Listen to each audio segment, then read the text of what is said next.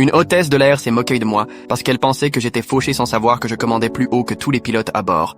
J'étais en retour à vide après un service de 15 heures, lessivé, habillé d'un vieux jean et d'un sweat fatigué. Après 2 décennies à voler partout, j'avais appris à passer pour un passager normal, histoire d'éviter les regards et les questions qui viennent avec mes galons de commandant. Sophie, la chef de cabine, m'a lancé un regard dédaigneux quand je me suis assis en premium. Excusez-moi monsieur, votre carte d'embarquement. Cet espace est réservé aux vrais passagers premium. Sa voix dégoulinait d'une fausse politesse en pointant vers le fond de l'avion. Je rentre en équipage, dis-je calmement en montrant mon badge. Elle jeta à peine un coup d'œil. N'importe qui peut imprimer ça aujourd'hui. Allez derrière, tout de suite. Elle m'a attrapé par l'épaule et poussé vers l'arrière, sous les regards des passagers. Pendant le roulage, ça a empiré. Elle a pris le micro. Mesdames et messieurs, merci d'ignorer toute personne se faisant passer pour du personnel. La sécurité a été prévenue. Son regard planté dans le mien. Quand j'ai demandé un verre d'eau, elle m'a donné un gobelet fragile et l'a renversé exprès sur mon sac. Oups, peut-être qu'on arrête de mentir la prochaine fois, a-t-elle soufflé en ricanant. Elle a continué encore et encore. Elle m'a interdit l'accès aux toilettes de l'avant, a dit aux gens que j'étais dangereux. Au moment du repas, elle a annoncé qu'il n'y avait plus rien, tout en servant le voisin à côté de moi. Puis, voyant ma montre d'aviation et ma tablette de compagnie, elle a crié dans la cabine. Regardez ça, il a acheté des accessoires sur Amazon pour jouer au pilote. Se faire passer pour du personnel, c'est un crime. Tu expliqueras ça aux flics à l'arrivée. Et puis, l'urgence. Un passager au siège 11C s'est mis à étouffer violemment.